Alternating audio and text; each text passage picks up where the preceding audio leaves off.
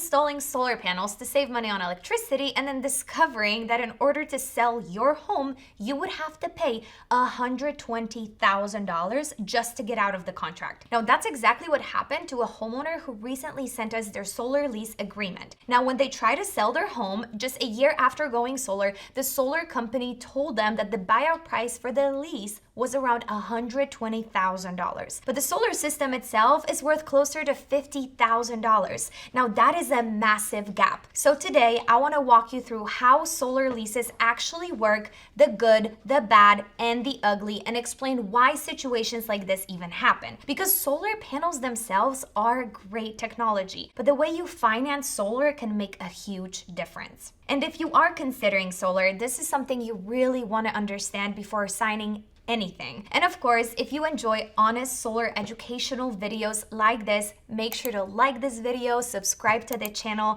and let me know down in the comments what solar questions you want me to cover next. All right, let's get right into it.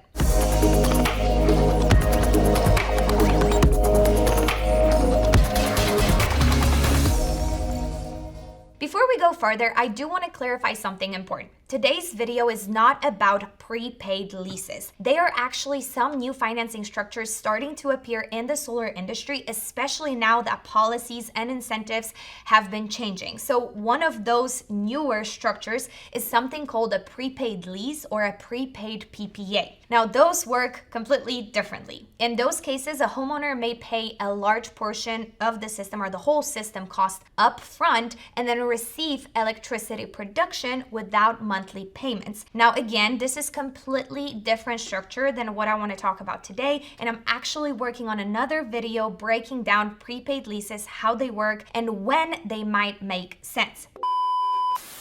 Hey guys, I'm so sorry for the interruption. If you are in the DFW or North Texas area, I can provide you with a solar or battery quote for a solar system. My contact will be in the description down below. Now let's get back to the video. Today, we are focusing on the traditional solar lease model. They are the types of agreements that have been around for years and years and offered by some of the largest solar leasing companies in the solar industry. These contracts typically involve 25-year monthly payments, escalators, and long-term commitments. And that's the type of agreements that created that $120,000 buyout situation we are going to be discussing today. Let's start with the basics. When you buy solar panels, either with cash or with a loan, you own the system, just like with the house. But with a solar lease or power purchase agreement, something very different happens. The solar company now owns the equipment, and it's not even the installer, it's the leasing company, not you. Now they install the system on your roof and you agree to pay them for the electricity that system produces. So essentially you're renting the solar system or letting them use the roof so that you can have that solar production. Now, a lot of people compare it to leasing a car. You get to use it, but you never actually own it. Now, the reason leases become popular is because they're usually marketed as no money down solar. The company installs the system at no upfront cost, and then the homeowner starts making monthly payments that are supposed to be lower than what your electricity bill is right now. Now, on the surface, that sounds like a great deal, but the details inside the contract are where things become very, very complicated. Now, most solar leases last 20 to 25 years. That means that you are signing what is essentially a long-term electricity contract. Like imagine signing a contract with TXU for 25 years. Now, in most cases, much longer than most marriages. Think about that for a second. Most people don't stay married for 25 years. Most people don't even stay in their homes that long. And once you sign the lease, it's very difficult to exit early. And that's where the problems begin. So if you decide to sell your house, usually one of three things have to happen. One, the buyer must agree to take over the lease. The leasing company must approve the transfer, or the seller must buy out the remaining contract. And that's where things get really, really expensive. Now let's go back to the homeowner example I was mentioning earlier. So when these people try to sell their house, they contacted the leasing company to ask, hey, what is the process? How do we get out of this agreement? And the answer was $120,000. Now why?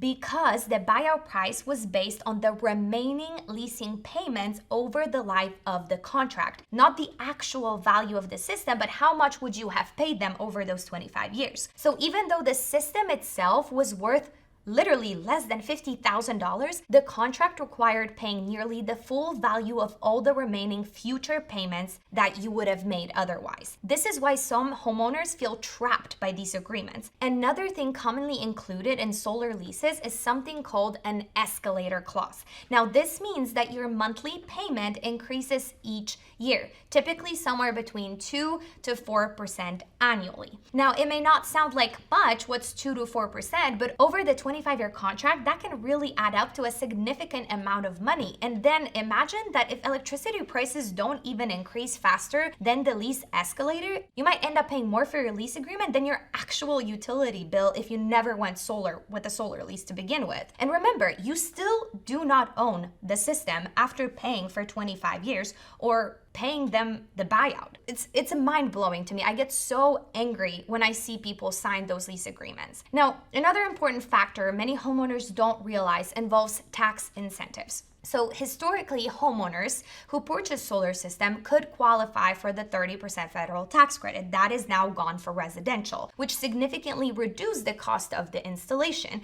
But with lease, the solar company receives that 30% or even 40% in some cases for domestic content, the commercial tax credit, not the homeowner, because they are the ones owning the system, so they get to basically get that incentive. So they receive the financial incentive while the homeowner is making monthly payments. You're basically the way of them to make big money. What is your benefit? Now, one of the biggest challenges with leases happened when homeowners want to sell their property. This is what happened right here. Some buyers are hesitant to assume long-term solar contract, and many leasing companies require buyer to actually qualify through a credit check before allowing them to take over the lease. Now, if the buyer does not qualify or basically just does not want to take over the lease agreement, the seller may be forced to buy out the contract entirely or will have to take longer to find actual buyers. And this is exactly why real estate agents warn leased solar systems can make home selling much more difficult to sell. And to be frank with you, over the past 10 years that I've been doing this here in DFW area, all realtors just assume solar equals issues strictly because of leases. Now, to be fair, and I don't even know if I want to say this, in some cases, leases are not always terrible. There are situations where they might make sense. For example, if a homeowner cannot qualify for a loan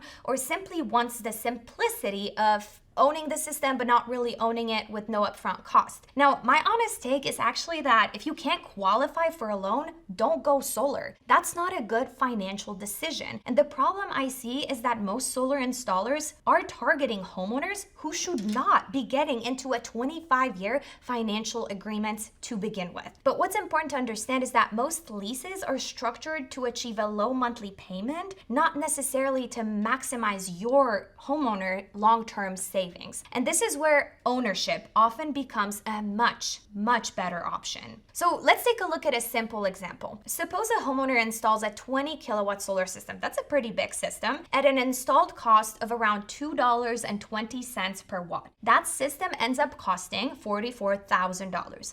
Now imagine financing that system for 25 years at a loan of 7% interest rate or 6.99.